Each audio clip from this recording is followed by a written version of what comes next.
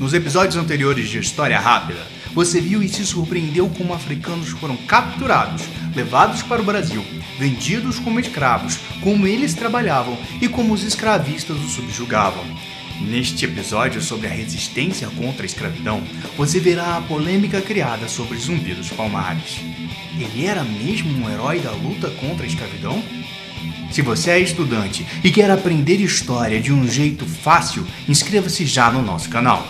Se você acha que já sabe muito de história, se inscreve também, porque este e meus outros episódios podem surpreender você. Eu sou o professor Luiz Felipe e você está no História Rápida. Para entender melhor a importância de Zumbi e dos quilombos, temos que explicar primeiro as diversas formas de resistência à escravidão. Vamos começar pela resistência cultural. Geralmente, os escravos só tinham uma obrigação aos domingos, que era assistir às missas.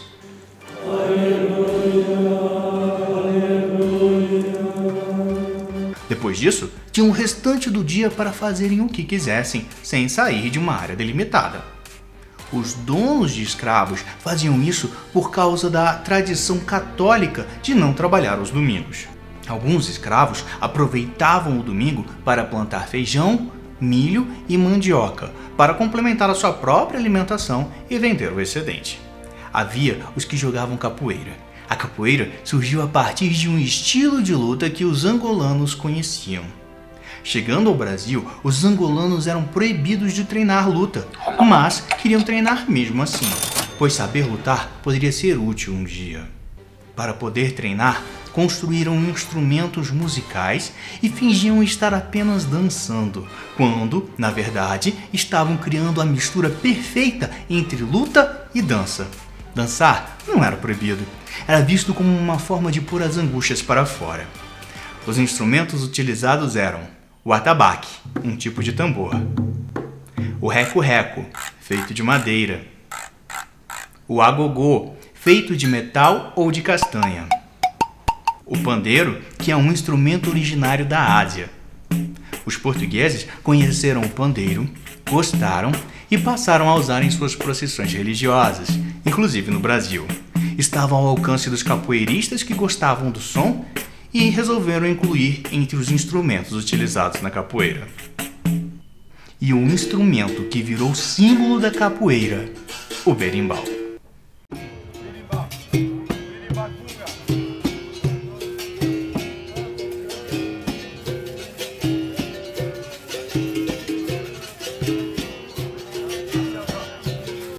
Outra forma de resistência é a religiosa.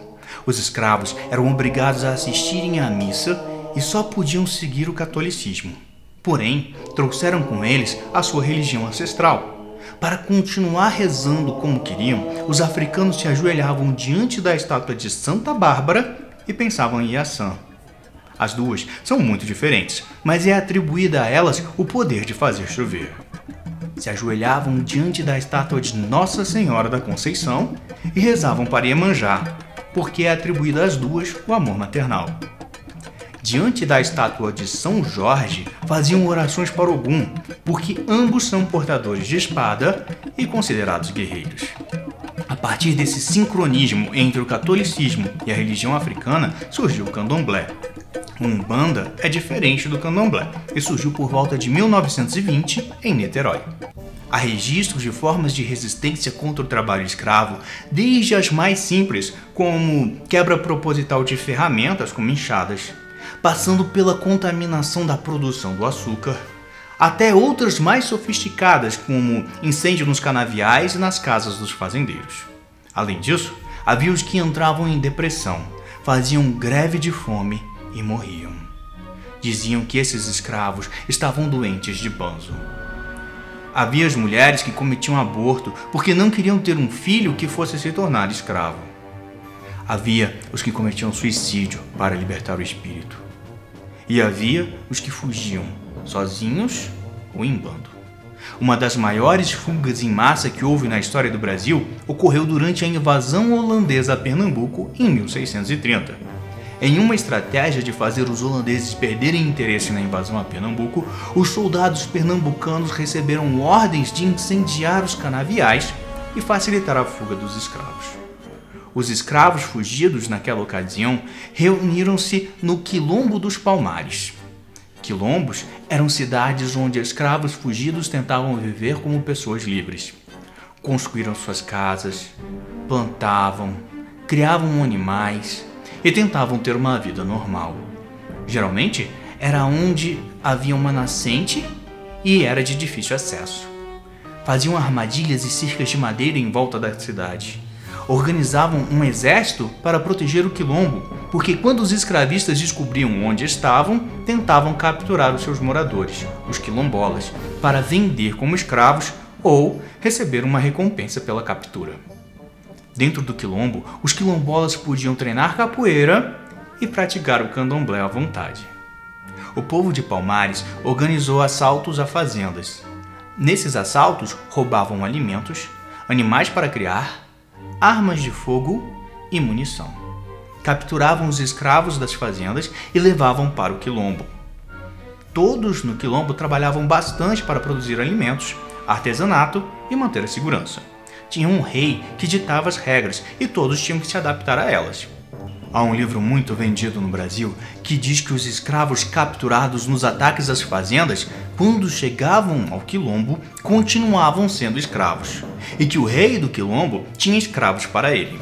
Que somente os escravos que tivessem escapado por conta própria de uma fazenda e chegassem ao quilombo seriam considerados livres.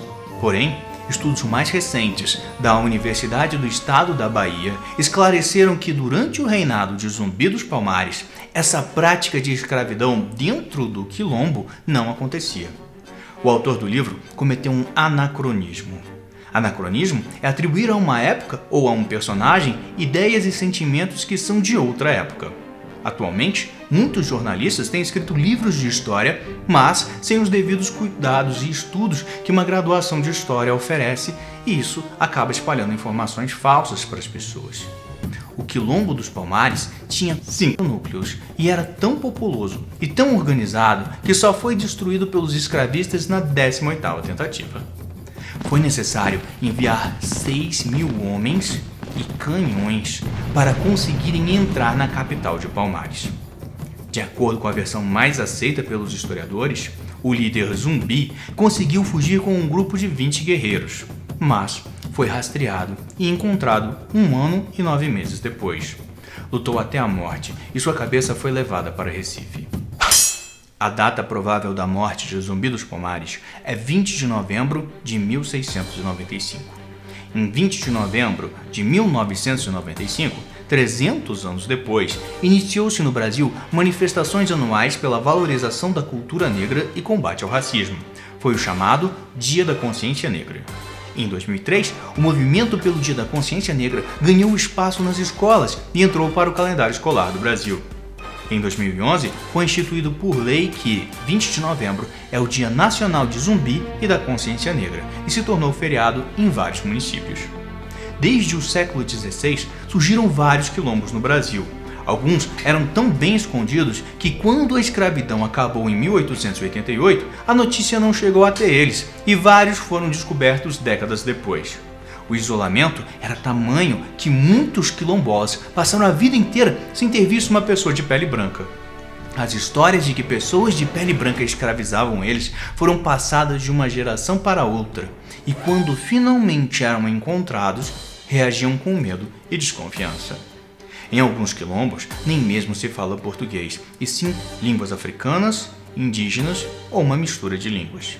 Em 1988, 100 anos depois da abolição da escravidão, determinou-se a criação da Fundação Cultural Palmares, que tem como missão mapear os remanescentes de quilombos e delimitar e demarcar as suas terras. Em 2016, 165 quilombos já tinham a documentação de posse das terras que ocupavam e outros 1.525 quilombos estavam em processo de reconhecimento. Ao longo de todos esses anos, os quilombos desenvolveram um estilo de vida sustentável e temos muito a aprender com eles. Enquanto Zumbi estava vivo no século XVII, não foi feita nenhuma pintura dele e não sabemos ao certo como ele era. Mas, no século XX, Manuel Vitor Filho fez este retrato para representá-lo. mostra um homem forte, mas tranquilo. Uma imagem construída sobre ele. O livro de Leandro Narloch tentou desconstruir a imagem de que o Quilombo dos Palmares e Zumbi lutaram contra a escravidão, alegando que havia escravos no Quilombo. Mas sabemos que isso não foi no reinado de Zumbi e que ele não aceitou se render aos portugueses em troca da liberdade dos que nasceram no Quilombo dos Palmares. Isso, para Zumbi, era pouco. Ele queria a liberdade de todos. O Quilombo resistiu a ataques por 94 anos e abrigou pessoas que lutaram pela liberdade até a morte. Agora que você já sabe de tudo isso, qual é a sua opinião? Zumbi é herói ou vilão? E o jornalista Leandro Narloch? Escreva aqui nos comentários. Não eram apenas os escravos que lutavam contra a escravidão. Brasileiros livres e estrangeiros também repudiavam essa prática e lutaram no campo da política pela abolição. Quem eram algumas dessas pessoas será tema de um próximo episódio de História Rápida. Ainda faremos muitos outros episódios contando histórias incríveis que podem desconstruir e reconstruir seus conceitos históricos. Para ficar sabendo quando lançarmos mais, inscreva-se no nosso canal e ative as notificações. Se você gostou, aperte no like, que isso ajuda o canal a ser divulgado e nos incentiva a fazer mais. O canal História Rápida está no YouTube e em agregadores de podcasts como Anchor, Google Podcasts e Spotify. No YouTube temos muitos outros vídeos sobre a pré-história, a Idade Antiga, a Idade Média, a Idade Moderna e a Idade Contemporânea.